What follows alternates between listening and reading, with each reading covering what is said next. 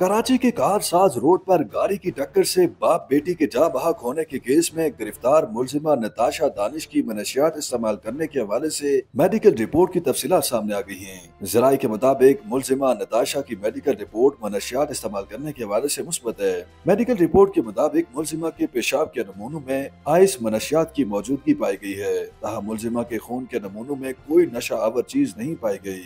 जराये का कहना है कि मुलजिमा के नमूनों में नफ्सियाती आर्जे के लिए इस्तेमाल की गई अद्वियात की मौजूदगी नहीं पाई गई। मुलजिमा की मेडिकल रिपोर्ट 2 से 3 दिन के लिए सील कर दी गई है। जराये के मुताबिक आइस मनशियात के इस्तेमाल से इंसान का मरकजी एसाबी निजाम मुतासिर हो जाता है। रिपोर्ट सामने आने के बाद मुकदमे की दफात मुमकिन तौर पर तब्दील या इसमें नई दफा शामिल किए जाने का इम्कान है। मुकदमे में मुमकिन तौर पर मोटर व्हीकल ऑर्डिनेंस के तहत भी दफा शामिल की जा सकती है। याद रहे कि 19 अगस्त को कराची जिला शर्की के इलाके कारसाज रोड पर एक तेज रफ्तार गाड़ी की टक्कर से मोटरसाइकिल सवार बाप बेटी जाँ बहक जबकि 3 जख्मी हो गए थे। वाक़े के बाद मौका पर मौजूद शहरियों ने बाप और बेटी की हलाकत पर एहतजाज किया था और कानून नाफिज करने वाले इदारों से मुतालबा किया था कि गाड़ी की ड्राइवर नताशा नामी खातून के खिलाफ कार्रवाई की जाए। पुलिस ने जाए वक़ूअत से ड्राइवर मुलजिमा को गिरफ्तार किया था और मेडिकल टेस्ट के लिए जिन्ना अस्पताल मुंतकिल किया था।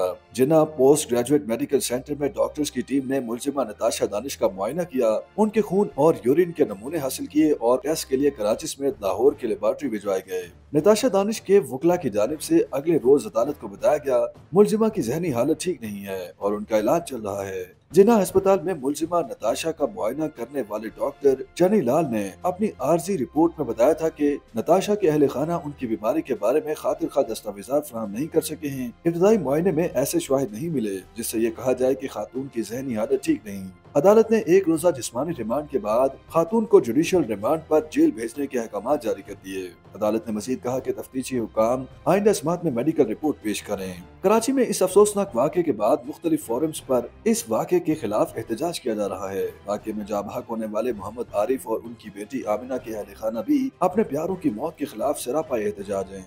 मोहम्मद आरिफ के भाई इम्तियाज आलम ने उर्दू न्यूज से बात करते हुए कहा, उन्हें इंसाफ मिलना चाहिए। मुल्क में कानून सब के लिए बराबर होना चाहिए।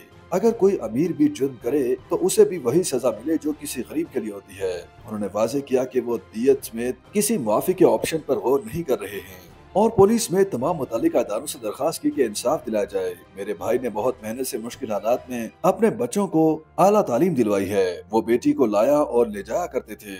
याद रहे कि इस वाक़े का मुकदमा प्रोफेसर इम्तियाज आलम की दरखास्त पर ही दर्ज किया गया, जिसमें कहा गया है कि 19 अगस्त को शाम 6:45 पर उन्हें हादसे की इत्तला मिली तो वो अस्पताल पहुंचे, जहां इल्म हुआ कि टक्कर मारने वाली गाड़ी की ड्राइवर एक खातून थी।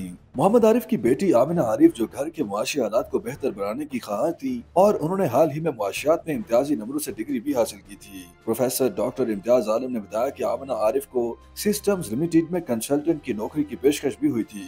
उनके मशवरे के मुताबिक आमिना ने दफ्तर की मुलाजमत के साथ साथ यूनिवर्सिटी में पढ़ाई जारी रखी। दिन भर दफ्तर में काम करने के बाद आमिना शाम के औकात में तालीमी सरगर्मियों पर भी तवज्जो देती थी।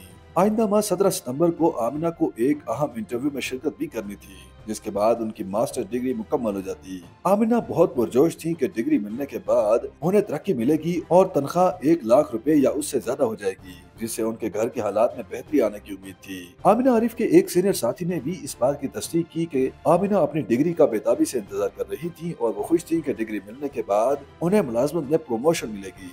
YouTube पर गूगली न्यूज देखने के लिए youtube.com की सर्च बार में गूगली न्यूज टीवी टाइप करें। गूगली न्यूज के पेज पर सुर्ख रंग के सब्सक्रिप्शन वाले बटन पर क्लिक करना ना भूलिए। YouTube पेज पर अपलोड होने वाली वीडियो से बाखबर रहने के लिए बेल आइकन पर क्लिक कीजिए। आपको हर नई वीडियो के बारे में नोटिफिकेशन मौसूल हो जाएगा।